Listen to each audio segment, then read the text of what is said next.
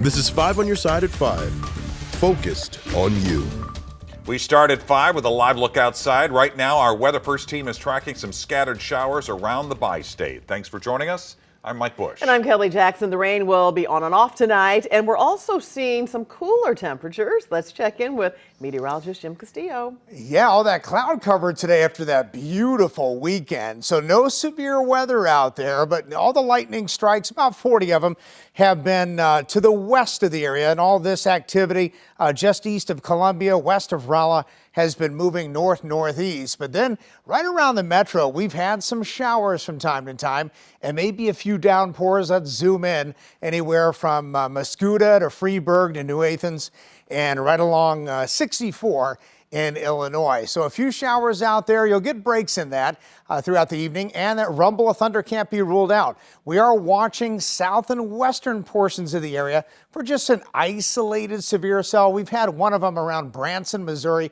really southeast of there. So you might get one, but most of us will not be seeing that. And if you get a severe cell in our southwestern counties, you might actually have some higher wind or maybe quarter-size hail. Right now in Edwardsville, there's that rain coming down and a little gusty from time to time. Much more in our forecast and more rain chances coming up. All right, you can get our Weather First forecast on your phone. Just text the word weather to 314-425-5355. Now to a breaking story out of Franklin County where 2 people were found dead today inside a home in Pacific. This is on Cedar Ridge Drive near Interstate 44.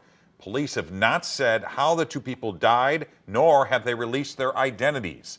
We've reached out to police to try and learn more, and we'll let you know when we get that information. Tonight, St. Louis County Police are investigating a deadly shooting in Riverview. 4 teenagers were shot Sunday night outside of an apartment complex. 5 on your side's Megan Kernan joins us live from the North County Precinct with new information we learned just minutes ago. Megan. Kelly and Mike, we just learned the name of the teenager who died in Sunday night shooting. The victim was 15-year-old Corian Edwards. The shooting also critically wounded another teenager and injured 2 others. Now, everything unfolded yesterday just after 10 o'clock last night at the Jatia apartment complex on Tully Lane. This is what the scene looked like about 2 hours after a Riverview police officer found 4 teenage boys shot in the street. Their ages range from 15 to 17 years old. Police say Corian Edwards was pronounced dead at the scene. 3 others were taken to local hospitals, one with life-threatening injuries. The other 2 teens are expected to recover from their gunshot wounds. Now, you can see crime scene tape is still up in the parking lot of the Jati apartments. We talked to one neighbor who lives across the street from the apartment complex and heard the gunfire. She asked us to hide her identity and said, sadly, it's nothing new for her area. I was in my kitchen, in my mom's kitchen, when I heard the gunshots go off. And we just kind of messed up to say we think of that as regular, so it's like I didn't think too much of it until we seen a whole bunch of police cars pulling up. We hear gunshots all the time over here, though. So that's not the first time, but that's like the first time hearing that many. Now, police are actively investigating the case and ask anyone with information to give them a call. Tonight at 6, we talked to a violence prevention expert about possible solutions to help end gun violence in the St. Louis area. Live in North County, Megan Kernan, 5 on your side. Tonight we're learning new details about a deadly shooting at a St. Louis Metrolink station. This happened Saturday afternoon at the Forest Park to Bolivar station. 1 woman was killed, and now a 17-year-old girl is in custody. Today we talked to a criminal defense attorney who says investigators will look into her past before recommending whether she be tried as a juvenile or an adult. What courts are concerned with, even if it's a child or an adult, is recidivism. Is this child going to reoffend? Is this adult going to reoffend? So what we have to look at is your history. And if there is a pattern of behavior that's concerning. The victim has not been identified. Police are still investigating what led up to this shooting. We will not stop, we will not rest, it's close. Divest. Today, pro-Palestinian protesters rallied at Washington University in St. Louis while the school held its graduation ceremony. This follows weeks of protest at campuses across the country. Justina Coronel joins us live from Washington University after attending the school's 163rd commencement. Justina. Kelly, we arrived shortly after 8 and immediately we saw protesters And once we got onto the field, we could still hear chants and honks from the outside. Now, it's been almost 3 weeks since pro-Palestinian protests happened here on WashU's campus. More than 100 people were arrested and 23 students, along with 9 employees, were suspended.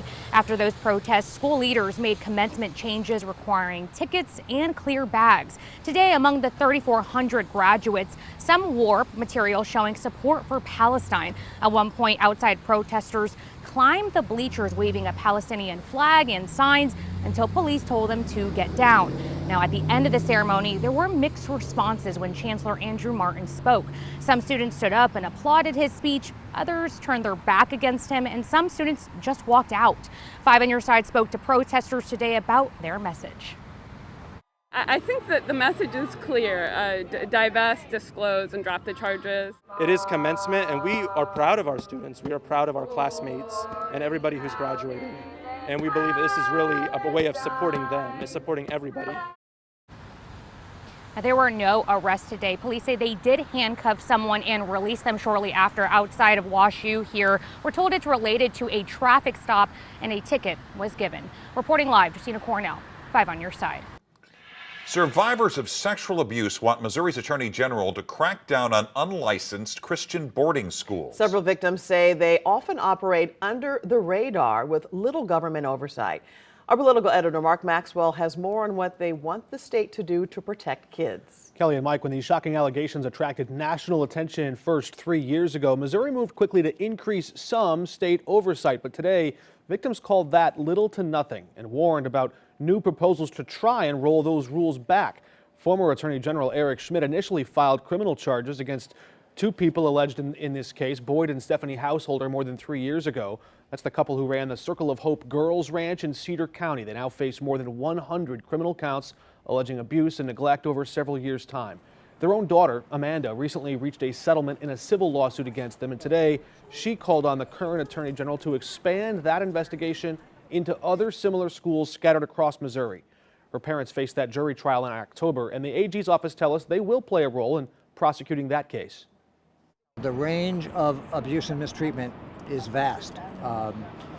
Excessive beating, psychological manipulation, and almost torture, I would say.